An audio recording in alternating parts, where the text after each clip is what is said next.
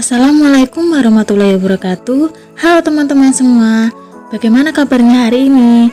Semoga semuanya dalam keadaan sehat ya. Perkenalkan, kami dari kelompok 4, kami mahasiswa keperawatan dari Sekolah Tinggi Ilmu Kesehatan Kendal. Di sini kami akan memberikan pendidikan kesehatan tentang komplikasi kehamilan. Sebelumnya kami perkenalan dulu ya untuk anggota kelompok kami. Halo teman-teman, perkenalkan nama saya Ika Aula Agisna, bisa dipanggil Ika. Saya mahasiswa dari Sekolah Tinggi Ilmu Kesehatan Kendal, program studi Sarjana Keperawatan semester 4 dengan nomor induk SK 118024. Halo teman-teman, perkenalkan saya Inggit Utiardani, bisa dipanggil Inggit. Saya mahasiswa dari Sekolah Tinggi Ilmu Kesehatan Kendal, program studi Sarjana Keperawatan semester 4 dengan nomor induk SK 118025. Halo teman-teman, perkenalkan nama saya Harul Basar, bisa dipanggil Basar. Saya mahasiswa dari Sekolah Tinggi Ilmu Kesehatan Kendal, program studi Sarjana Keperawatan semester 4 dengan nomor induk 118026. Terima kasih. Assalamualaikum teman-teman, perkenalkan nama saya Lailiatul Fadilah, bisa dipanggil Fadil. Saya mahasiswa dari Sekolah Tinggi Ilmu Kesehatan Kendal, program studi Sarjana Keperawatan semester 4 dengan nomor induk SK 118027. Halo teman-teman, perkenalkan nama saya Lufi Retmawati, bisa dipanggil Lufi. Saya mahasiswa dari Sekolah Tinggi Ilmu Kesehatan Kendal, program studi Sarjana Keperawatan semester 4 dengan nomor induk SK 118028. Halo guys, perkenalkan nama saya Muhammad Aldino Kanurtama, bisa dipanggil Oka atau Aldino. Saya mahasiswa dari Sekolah Tinggi Ilmu Kesehatan Kendal, program studi Sarjana Keperawatan semester 4 dengan nomor induk SK 118029. Teman semua, perkenalkan nama saya Makfira Yasti, bisa dipanggil Esti. Saya mahasiswa dari Sekolah Tinggi Ilmu Kesehatan Kendal, program studi Ilmu Sarjana Keperawatan semester 4 dengan nomor SK 118030. Oke, langsung saja ya kita perhatikan materinya yang akan dipaparkan oleh masing-masing dari anggota kelompok kami.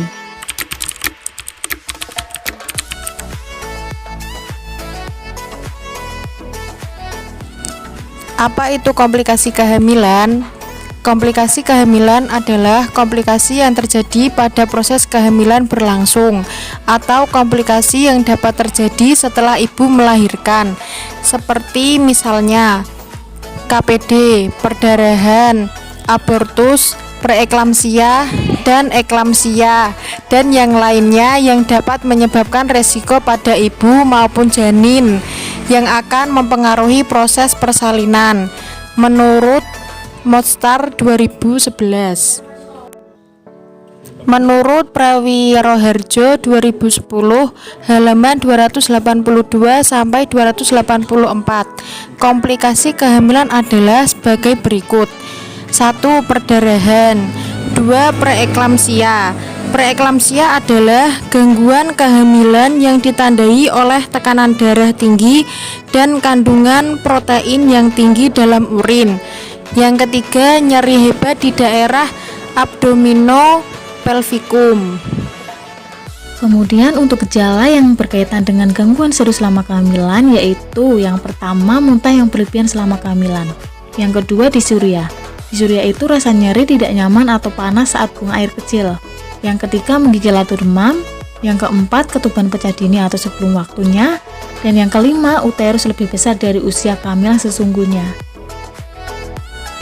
Untuk komplikasi kehamilan menurut Lisnawati 2013 halaman 23 sampai 41 dibagi menjadi dua. Yang pertama komplikasi kehamilan pada trimester 1, yang kedua komplikasi kehamilan trimester 2 dan 3.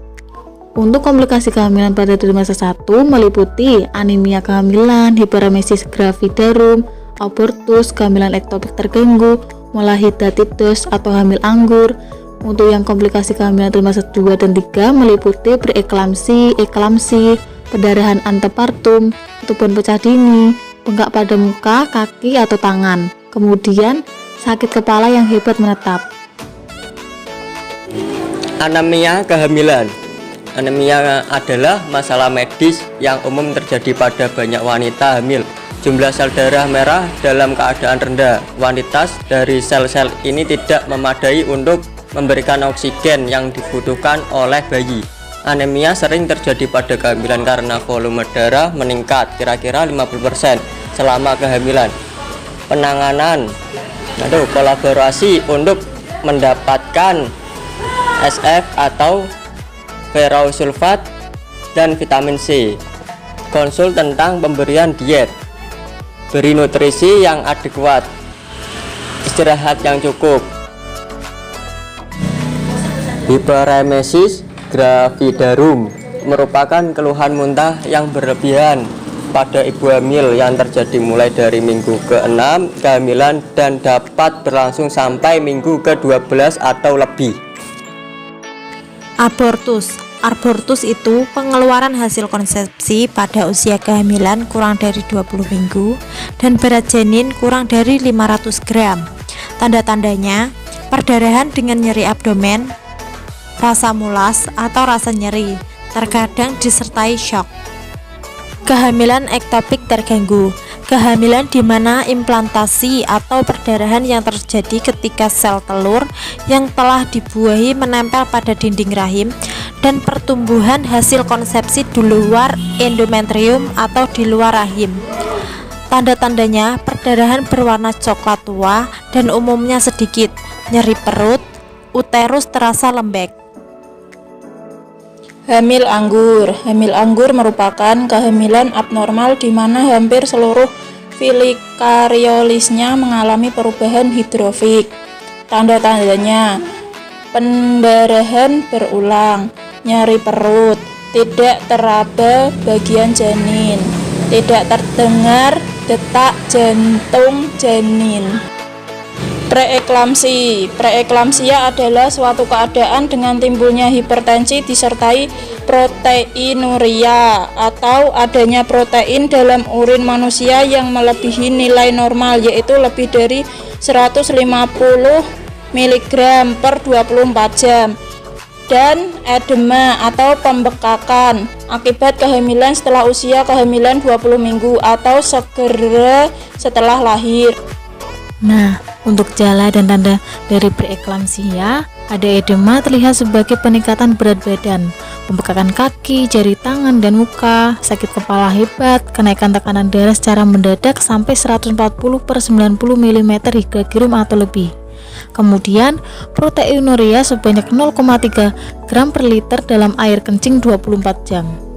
Untuk penanganan umum dari preeklamsia meliputi istirahat atau tirak baring, diet rendah garam, diet tinggi protein, suplemen kalsium, magnesium, obat anti hipertensi, dan dirawat di rumah sakit bila ada kecenderungan menjadi eklamsia. Nah, untuk eklamsia adalah kelainan akut pada wanita hamil dalam persalinan atau masa nifas yang ditandai dengan timbulnya kejang, bukan timbul akibat kelainan neurologik, dan atau koma, di mana sebelumnya sudah menunjukkan gejala-gejala preeklamsia. Eklamsia merupakan kelanjutan dari preeklamsia berat, ditambah dengan kejang atau koma yang dapat berlangsung mendadak. Kemudian ada gejala dan tanda. Eklamsia ditandai oleh gejala-gejala preeklamsia berat atau hipertensi, odem, dan protein urin. Dan kejang atau koma kadang-kadang disertai gangguan fungsi organ. Untuk penanganan, pengobatan tetap isolasi ketat di rumah sakit. Hindari kejang yang dapat menimbulkan penyulit yang lebih berat. Perdarahan antepartum. A. Placenta previa. Perdarahan yang berat dan dapat membahayakan keadaan ibu dan janin, karena kira-kira 10% perdarahan berasal dari janin. B. Placenta agreta. Terdapat perlekatan yang abnormal dari semua atau sebagian plasenta ke dinding rahim tanpa dibatasi oleh decidua basalis. C. Solutio placenta atau abruption placenta. Dapat terjadi pada gravida yang mengalami nyeri rahim tiba-tiba berat. dan biasanya bersifat lokal dengan atau tanpa perdarahan per vaginam. Biasanya rahim teraba keras dan meningkatnya tonus. Keadaan ini juga dapat menyebabkan syok pada ibu. Ketuban pecah dini, pengeluaran cairan yang banyak tiba-tiba dari vagina secara spontan sebelum persalinan. Semakin lama selaput pecah sebelum kelahiran, semakin besar resiko infeksi yang dapat terjadi pada janin maupun ibu. Pecahnya selaput ketuban juga dapat diikuti dengan keluarnya bagian kecil janin seperti tali pusat, tangan, atau kaki. Oleh karena itu, bila saat hamil ditemukan ada pengeluaran cairan, apalagi bila belum cukup bulan, harus segera datang ke rumah sakit dengan fasilitas memadai. Asesmen yang mungkin adalah ketuban pecah dini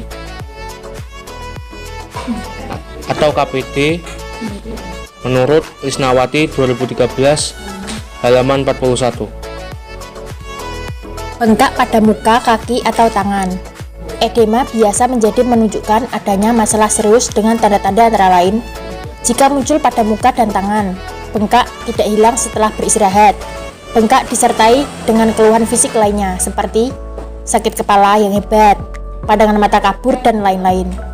Hal ini dapat merupakan pertanda anemia, gagal jantung, atau preeklamsia. Menurut Hani Kusbandiah Marjati Yulifah 2011 halaman 121. Sakit kepala yang hebat menetap. Sakit kepala sering dirasakan pada awal kehamilan dan umumnya disebabkan oleh perenggangan pembuluh darah di otak akibat hormon kehamilan, khususnya hormon progesteron. Jika ibu hamil merasa lelah, pusing atau tertekan, atau pandangan mata bermasalah, sakit kepala akan lebih sering terjadi atau makin parah. Jika sebelumnya menderita migrain, kondisi ini dapat semakin bermasalah selama 3-4 bulan pertama kehamilan. Jika ibu tidak sadar atau kejang, segera mobilisasi seluruh tenaga yang ada dan siapkan fasilitas tindakan gawat darurat. Segera lakukan observasi terhadap keadaan umum termasuk tanda vital.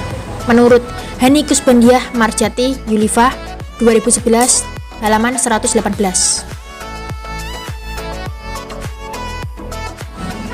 Terima kasih semua. Semoga ilmunya bermanfaat. Thank you for watching this video. Wassalamualaikum warahmatullahi wabarakatuh. Bye-bye.